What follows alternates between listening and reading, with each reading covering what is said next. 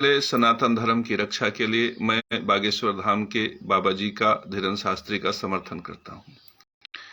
लेकिन मैं सामूहिक रूप से यह ऐलान भी करता हूं कि बागेश्वर वाले बाबा जी, धीरेन्द्र शास्त्री ने मेरे साथ अन्याय किया। मुझ पुजारी के साथ, मंदिर के पुजारी के साथ अन्याय किया है। इसका तथ्य है कि लाखों लोगों के बीच में प्रवचन करते समय उन्होंने इस शब्द का प्रयोग किया कि कोई कहे कि इतने की पूजा करा दूंगा, कोई कहे कि इतने की पूजा करा दूंगा, तो तुम उनके चक्कर में मत पड़ना, सीधे बागेश्वर धाम के बालाजी के दरबार में आ जाना और एक नारियल की अर्जी लगा देना।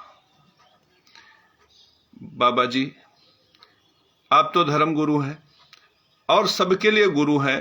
जो आपके दरबार में उपस्थित हो रहा है सबके लिए गुरु हैं, और आप यह भी कहते हैं कि आप सनातन धर्म को विश्व व्यापक बनाएंगे, प्रचार करेंगे। तो क्या ऐसे प्रचार करेंगे कि आप हमारी रोटी छीन कर प्रचार करेंगे? आप माता गायत्री के धर्म के विरुद्ध जाके क्या सनातन धर्म का विश्व व्यापक प्रचार करेंगे? क्या जब पुजारी भूखों मरने लगेंगे तब आप सनातन धर्म का प्रचार करेंगे? आप धर्म गुरु हैं, धर्म के ऊंचे पीठ पर बैठते हैं।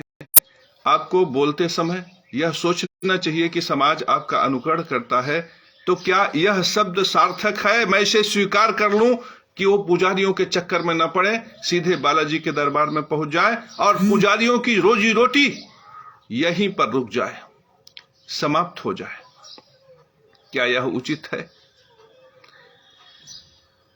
पंडित जी, यह यथार्थ है कि आज आप आसमान पे सूरज और सितारों की तरह चमक रहे हैं, लेकिन जो हमारे आर्यावर्त की व्यवस्था है, जो सनातन धर्म है, जो माता गायत्री का कथन है, वह यहां पर आज मैं प्रकट करता हूं कि उन्होंने अपने धर्म के लिए वेदों का सार प्रस्तुत किया, जिसमें बताया कि जितने भी कर्मकांडी हैं इस संसार में, सब के सब कर्मकांडी हैं और सबको ज्ञान यज्ञ, पितृयज्ञ और देव यज्ञ करना होता है, और पूजा कराना देव यज्ञ और पितृयज्ञ को बल देने का काम करता है। पूजा में जहां यज्ञ हवन के नाम पर आहुति दी जाती है, जो प्रकृति को प्राप्त होती है, देवताओं को प्राप्त होती है, वहीं दूसरी तरफ जो पुजारी को दक्षिणा स्वरूप में 200, 500, 800 रुपया प्राप्त होता है, उस रुपए से वह स्वयं के लिए भरण पोषण करता है, अपने पुत्र आदि के लिए भरण पोषण करता है। इस तरह से देने वाला अन्न अनाज की बलि भी करता है, शुद्धा के माध्यम से पितरों को पोषित करता है और स्वाहा के माध्यम से यज्ञ इत्यादि से प्रकृति के देवताओं को पोषित करता है। तो इस तरह से प्रभु, जब आप कहते हैं कि पुजारी के चक्कर में न पड़े, तो निश्चित रूप से आप यज्ञ के विरोधी हो जाते हैं, आप स्वधा कर्म के विरोधी हो जाते हैं, आप स्वाहा कर्म के विरोधी हो जाते हैं।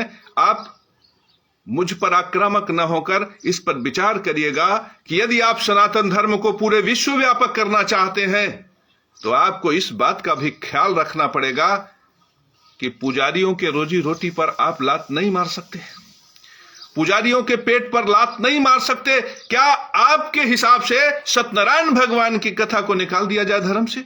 क्या रुद्राभिषेक को निकाल दिया जाए धर्म से? क्या यज्ञ हवन को निकाल दिया जाए धर्म से? पुजारी तो इसी के बदले दक्षिणा चाहता है। और मैं बताऊं आपको इस मंच से, जितना पुजारियों को लोग बदनाम कर देते हैं, वास्तव में उतना पुजारी ऐसे है नहीं। सब मेहनत और परिश्रम का खाते हैं। 3 घंटा 4 घंटा रुद्री बोलने पर उनको मात्र 300 से 500 रुपया मिलता है, जबकि आप एक पंडाल में आराम से गद्दी लगाकर प्रवचन करते हैं तो कम से कम 10 लाख 15 लाख रुपया मिलता है। सर जी, पुजारी ने किसका दोहन किया, कहां दोहन किया, किसको लूटा? 3 घंटा घर में जाकर रुद्री बोलने में क्या परिस्थिति पैदा होती है? जब पुजारी मंत्र बोलता है ना, तो मंत्र बोलते समय सांस फूलने लगता, परिस्थितियां विकट हो जाती हैं, उम्र अवस्था होती है। कोई पुजारी 55 साल का है, कोई 65 साल का है, कोई 60 साल का है, और दरबार में 10 लोगों के बीच में जब वो मंत्र बोलता है, नमस्ते गणपतये तुमेव प्रत्यक्षम तत्वमस्तुमेव केवलम कर्तासी तुमेव केवलम धर्तासी तुमेव केवलम हर्तासी तुमेव सर्व खलमिदं ब्रह्मासि, इस तरह से जब वो बोलना शुरू करता है ना, तो बीच में रुकना नहीं चाहता।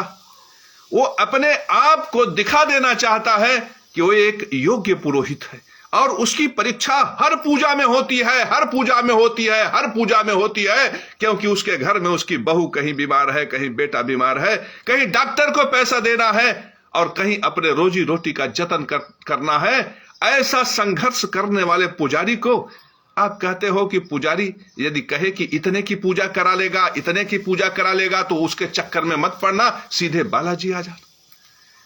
अरे सदगुरु महाराज, पुजारी को छोड़कर यदि कोई सीधे ईश्वर के शरण में जाएगा तो ईश्वर भी उसको अपने दरबार में आशीर्वाद नहीं देगा, क्योंकि ये गायत्री माता का वचन है कि संसार में व्यक्ति को देव यज्ञ और पितृ यज्ञ करना है। ईश्वर साक्षी सिर्फ है, ईश्वर तो कण कण में विराजमान है। आप सीधे मूर्ति के सामने यदि हाथ जोड़ते हैं तो ये केवल ज्ञान यज्ञ है, और जब तक आप दक्षिणा स्वरूप में कुछ न कुछ किसी के हाथ पर नहीं रखते, पितृयज्ञ और देव यज्ञ नहीं होता। याद रखिए महाराज जी, आप हमसे उम्र में छोटे हैं, अनुभव में छोटे हैं, ज्ञान में छोटे हैं, आप प्रवचन कर सकते हैं, आप हो सकता है कि माइंड रीडिंग में किसी के मन की बात जान ले, लेकिन याद रखिए मंदिर के सामने जाकर हाथ जोड़ने से व्यक्ति ज्ञान यज्ञ सिर्फ करता है। लेकिन जब वह पुजारी के लिए कुछ तिल तंदुल चावल अर्पित कर देता है तो पितृयज्ञ कर लेता है, और साथ में वही व्यक्ति जब उसी मंदिर में देसी घी का दीपक जला देता है या हवन इत्यादि करता है, तब वह देव यज्ञ भी कर लेता है। तो इस तरह से हर प्राणी को पितृयज्ञ, देव यज्ञ और ज्ञान यज्ञ करना है, नहीं तो उसके नवग्रह खराब हो जाएंगे। और यहां पे मैं बाबा रामदेव पर भी टिप्पणी करूंगा कि बाबा रामदेव जब आते हैं तो कहते हैं योग करो, योग से सब सही हो जाएगा। फिर वो कहते हैं हमारी दवाइयां खाओ, मुक्ताबटी, मेधाबटी, मधुनाशनी, यह सब खाओ, इससे सारे रोग ठीक हो जाएंगे। बहुतेरे ठीक भी हो जाते हैं, मैं उनकी भी प्रशंसा करता हूं। मैं जैसे पंडित धीरेन्द्र शास्त्री का समर्थन करता हूं, क्योंकि मुझे सनातन धर्म को व्यापक बनाना है। उसी तरह से पंडित बाबा रामदेव का भी मैं समर्थन करता हूं, लेकिन गलत है। आप कहते हैं ग्रहों के चक्कर में मत पड़ो, अपरोक्ष रूप में आप ये कहते हैं कि आप जो ग्रहों से संबंधित जानकार लोग हैं उनके चक्कर में मत पड़ो। पंडित धीरेन्द्र शास्त्री स्वरूप में पुजारियों के पेट पर लात मारने का काम करते हैं, और बाबा रामदेव आप उन लोगों के पेट पर लात मारने का काम करते हैं जो नवग्रह से संबंधित हैं, नवग्रह विद्या के जानकार, जो ज्योतिषाचार्य या ज्योतिष विद्या से जुड़े हुए लोग हैं। सर जी, कितना भी हो, आप जब किसी जिम्मेदार पद पे हो तो आपके लिए बचकानी हरकत उचित नहीं। आप हमेशा इस चीज का ध्यान रखो कि आप जो बोलो, जो करो, वो समाज के लिए प्रेरणा बने। आप जो करो, जो कहो, उसको समाज सीरियसली लेता है। इसलिए आप कुछ भी ऐसा न कहो कि लोगों की रोजी रोटी खतरे में पड़ जाए, लोगों का ज्ञान साधना, पूजा पाठ प्रक्रिया बिगड़ जाए। सोचिए, एक पुजारी जो सत्यनारायण भगवान का कथा कहता है, उसको बामुश्किल महीने में 10,000, 8,000, 5,000 रुपया हो पाता है। और यदि आप ऐसा कहेंगे अपने मंच से कि आप पुजारियों के चक्कर में मत पड़ो, सीधे बागेश्वर बालाजी के दरबार में आ जाओ, एक नारियल चढ़ा दो, तो समाज में गलत संदेश जाएगा। फिर उस पुजारी का जो 10-5,000 रुपया महीना का इनकम है, महीने की कमाई है, वो भी ठप हो जाएगी। यहां पे पितृयज्ञ रुक गया, यहां पे देव यज्ञ रुक गया बाबा जी। और यह देव यज्ञ और पितृयज्ञ जब बाधित होगा तो निश्चित रूप में ग्रहों का अभिशाप आपके ऊपर पड़ेगा, क्योंकि यह व्यवस्था प्राकृतिक है और प्रकृति से चलाएगी। इसमें न जाने कितने लोग हैं, कितने विरोधी हैं, सब लोग विरोध करके थक जाएंगे, लेकिन ये व्यवस्था नहीं रुकेगी। इसलिए मेरा आपके लिए मार्गदर्शन है कि आप कभी भी अपने मंच से प्रवचन देते समय इस बात का खासा ख्याल रखें कि आप कुछ भी ऐसा न कहें जिससे पुजारियों की रोजी रोटी की व्यवस्था पर ठेस पहुंचे। और बाबा रामदेव, आप ऐसा भी कुछ न कहें कि पुजारियों के, ज्योतिषाचार्य के या किसी के रोजी रोटी पर कोई भी ठेस आए।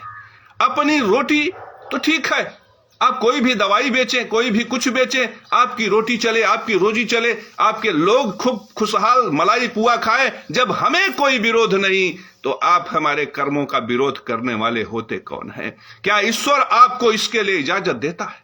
बागेश्वर बालाजी वाले पंडित धीरेन्द्र शास्त्री, सर जी, आपसे भी मैं यही कहना चाहूंगा कि पुजारी ने आपका कुछ नहीं बिगाड़ा है। पूजा करने वाला शास्त्री आपके लिए कोई शत्रु नहीं है। जो रुद्राभिषेक कराते हैं, जो सत्यनारायण भगवान का कथा कहते हैं, जो यज्ञ हवन इत्यादि कर्म में लगे हुए हैं, जो पूजा पद्धति में लगे हुए हैं, जब मंदिर के पुजारी हैं, जो अलग अलग मंदिरों में हैं, वे सब के सब उसी ईश्वर के साधक हैं जिसकी साधना आप करते हैं। फिर स्पेशली यह शब्द कहना कि कोई कहे कि इतनी महंगी पूजा करा देंगे या इतने पैसे की पूजा करा देंगे, तो उनको छोड़कर बागेश्वर बालाजी के धाम में आ जाना, उनके चक्कर में मत पड़ना, इस तरह का शब्द कहीं भी सनातन धर्म संस्कृति के लिए उचित नहीं है। फिर सर जी, आप जब इनके पेट पर लात मार रहे हो तो कभी मुसीबत पड़ गई तो क्या यह लोग आपके समर्थन में आएंगे? क्या आपके समर्थन में खड़े होंगे? इसलिए सर जी, मैं बहुत छोटे सोशल प्लेटफॉर्म के माध्यम से आपको यह कहना चाहूंगा कि आपके पास बहुत धन है, बहुत पैसा रुपया है, लेकिन जिनके लिए महीने भर की रोटी दाल चावल मुश्किल है, कम से कम उनके सामने रोटी की समस्या न खड़ा करें। प्रभु, जब हम खुशहाल रहेंगे, जब हम रोजी रोटी से, दुनिया में सबसे बड़ा धर्म रोटी का धर्म है। रोटी यदि समाज में ना हो, रोटी यदि गरीब के पास ना हो, तो नए नए धर्मों का सृजन हो जाता है। इसीलिए कहते हैं, यथार्थ उपदेश दीजिए संसार को और ऐसा प्रयास करिए कि संसार में हर घर में रोटी हो, हर घर में साग हो, हर घर में भात हो, और आप भी सूरज और चंद्रमा की तरह चमकते रहें और सनातन धर्म की संस्कृति विश्वव्यापक हो। एक दो लोगों को आपने यदि अपने धन बल से सनातन धर्म से जोड़ भी लिया और लाखों पुजारी यदि भोजन के लिए, पैसे के लिए तरस गए, तो क्या इससे सनातन धर्म की अपवृद्धि होगी? नहीं, बल्कि इससे सनातन धर्म का पतन होगा। इसलिए पंडित जी, हाथ जोड़कर विनम्र निवेदन है आपसे कि मंच से अब दोबारा कभी भी इस तरह का शब्द का प्रयोग मत करिए, कि पुजारियों के चक्कर में मत पड़िए, सीधे बालाजी के दरबार में आ जाइए। अरे भगवान तो स्वयं कहते हैं कि यदि मुझ तक पहुंचना है तो मेरे भक्तों को प्रसन्न रखना, यदि मुझ तक पहुंचना है तो मंदिर के प्रसाद का आदर करना, यदि मुझ तक पहुंचना है तो कभी पुजारियों का दिल मत दुखाना, क्योंकि ये मेरे सबसे सन्निकट हैं और मुझे प्रिय है। आज उनके भक्तों को, भगवान के भक्तों को आपने इस तरह से सिर्फ रोटी के लिए, अरे 4 पैसा ज्यादा आपको मिल जाता, बस इतना ही होता, उस 4 पैसे के चक्कर में आपने रोटी पर प्रहार कर दिया। यह कहीं से भी उचित नहीं है। और सर जी, चलिए हुआ, अब मैं आपसे आग्रह करूंगा हाथ जोड़ के विनम्रता से, कि बहुत पुजारी है हमारे देश में, हमारे राज्य में, हमारे आर्यावर्त में, आप अब दोबारा ऐसा मत कहिएगा, और हो सके तो आप पुजारियों के समर्थन में 1-2 शब्द जरूर कहिएगा कि लोग रुद्राभिषेक कराएं, लोग सत्यनारायण भगवान का कथा कहें। यहीं पे गड़बड़ी होती है। आपने अपने फायदे के चक्कर में पुजारियों के लिए कह दिया कि वहां मत जाओ, और श्याम मोहन ने अपने चक्कर में उन्होंने आपके रोटी पर प्रहार किया कि आप पाखंड करते हो। फिर क्या अंतर रह गया श्याम मोहन में और आप में? यद्यपि हम सनातन धर्म की रक्षा के लिए आपके साथ खड़े हैं, लेकिन यदि इस तरह से लोग एक दूसरे की रोटी छीनते फिरेंगे, यदि बाबा रामदेव ज्योतिषाचार्यों की रोटी छीनेंगे, आप पुजारियों की रोटी छीनेंगे, श्याम मोहन जैसे लोग हम सनातनियों की रोटी छीनेंगे, तो इस तरह से रोटी छीनने का जो दौर है यह बहुत ही संक्रामक हो जाएगा और एक दूसरे के विरोध की वजह से सनातन धर्म का पतन होगा। इसलिए हाथ जोड़कर मैं आपसे आग्रह करता हूं, आप सभी लोगों से, बाबा रामदेव हो चाहे आप हो, आप सब लोगों को ख्याल करना है कि सनातन धर्म तभी बढ़ सकता है जब हर किसी की रोजी रोटी सुचारू रूप से चले और कोई किसी की रोटी पर किसी भी प्रकार से हस्तक्षेप न करे।